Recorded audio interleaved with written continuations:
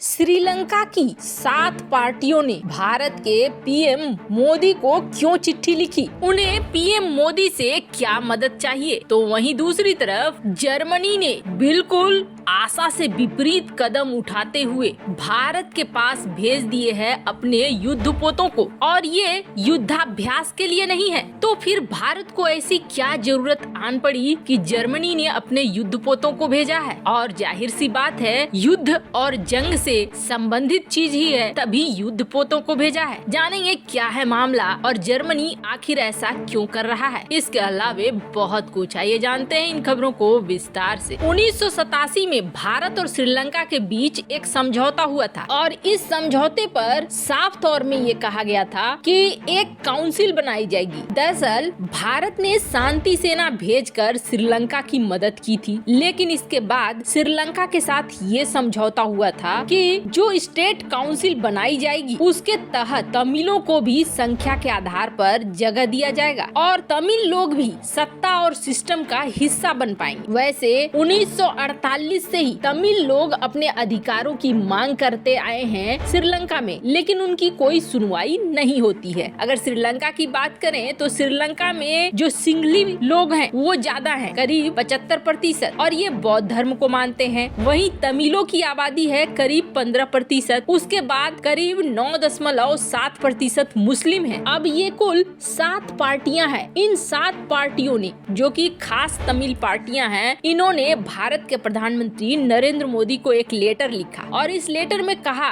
कि भारत श्रीलंकाई तमिलों को उनका अधिकार दिलाने में मदद करे। जो समझौता 29 जुलाई 1987 को भारत और श्रीलंका के सरकार के बीच में हुआ था, जिसमें श्रीलंका ने वादा किया था कि देश के तमिलों को अपने संविधान में बदलाव करके तमाम अधिकार देगा। लेकिन अब करीब 35 साल गुजर गए हैं और श्रीलंका की किसी भी सरकार ने तमिलों को कोई अधिकार नहीं दिया है। ऐसे में वो चाहते हैं कि तमिल के लिए और मुस्लिमों के लिए भारत सरकार बात करे श्रीलंका सरकार से और कहे कि इस समझौते का पालन करे और तमिलों को अधिकार दिया जाए सत्ता में। वैसे आपको बता दें, हाल ही में यूएनएससी में जब मानव अधिकार का मुद्दा आया था, लिटे का सफाया करने के लिए श्रीलंका ने बहुत ज्यादा क्रूरता भी दिखलाई। इस क्रूरता को लेकर दुनिया भर में अभी भी आलोचना होती है और इसको लेकर जब यूएनएचआरसी में बहस चल रही थी, वोटिंग की बात आई थी, तो श्रीलंका ने भारत सरकार से मदद मांगी थी कि आप हमें वोट कर दो हमारे पक्ष में, पर भारत ने वोट नहीं किया था, जिसके बाद श्रीलंका की सरकार नाराज भी हुई थी उस समय। लेकिन अभी एक समय है जब भारत श्रीलंका को बहुत सारी मदद भी कर रहा है, उसे चीन के कर्ज जाल से निकलने में भी मदद दे रहा है। पर क्या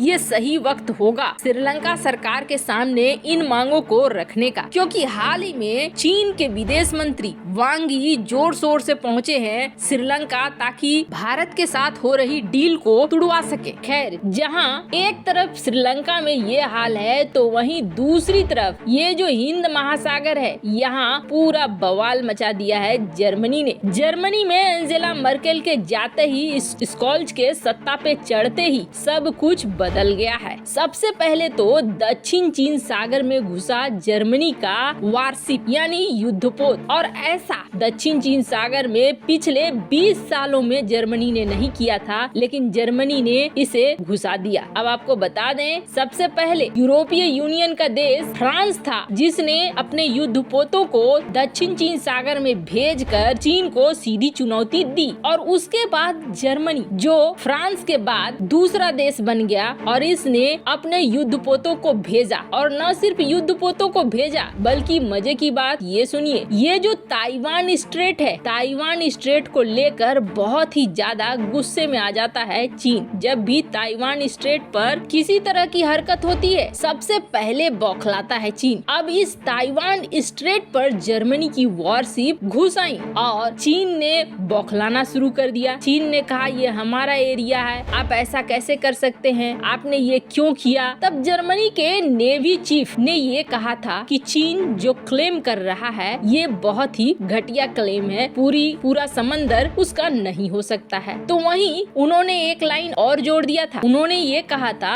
ये तो बस एक टीजर है, अभी तो हमने बस एक झलक दिखलाया है, अभी और भी बहुत कुछ बाकी है। और इस पूरे इलाके में जो भी जर्मनी के दोस्त देश है उनके नेवल बेस पर जर्मनी की शिप खड़ी रही। अब जर्मनी की इस हरकत से बौखलाए चीन ने ये कह दिया था कि जर्मनी अगर ऐसा करेगा तो उसे फल भुगतना पड़ेगा। जर्मनी ने बदले में जवाब ये दिया था कि भूल जाना चाहिए चीन को कि जर्मनी अब पुराना रह गया है। जर्मनी की जो नई सरकार है, नई सरकार मानी जाती है भारत की पक्षधर। और जैसे ही स्कोल्ज सत्ता में आए सब कुछ बदलने लगा। एक तरफ दक्षिण चीन सागर में अपने युद्धपोतों को भेज दिया तो वहीं दूसरी तरफ यूरोपीय यूनियन भी पूरी तरीके से खड़ा हो गया चीन के खिलाफ। वहीं जो जर्मनी भारत को रोका करता था वो जर्मनी अब भारत के सपोर्ट में आ गया। सबसे पहले तो जर्मनी ने भारत की दो मदद। एक जो हाल ही में खालिस्तानी समर्थक जिसे माना जा रहा है दोषी लुधियाना कोर्ट में हुए विस्फोट का, मुल्तानी जो कि जर्मनी में है, इस बंदे के खिलाफ भारत के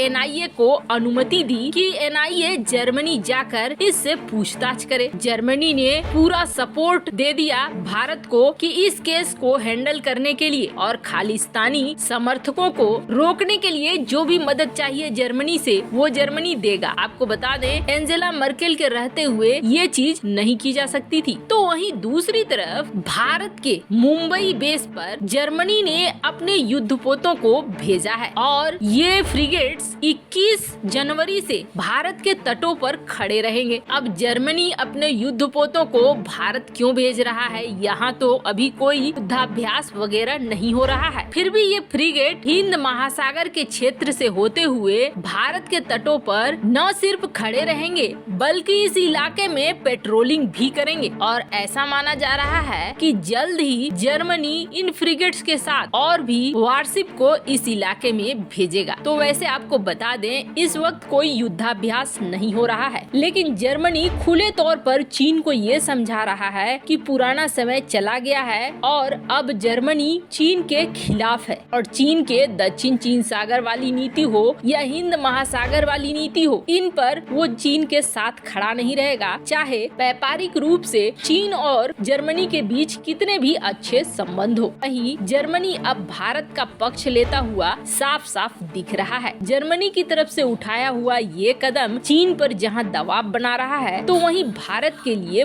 बहुत अच्छी खबर है। वैसे आपको क्या लगता है? चीन के नीतियों का विरोध धीरे धीरे दुनिया के और भी देश करेंगे? कमेंट कर अपनी राय जरूर बताएं। जल्द मिलते हैं अगले वीडियो में नई खबर के साथ।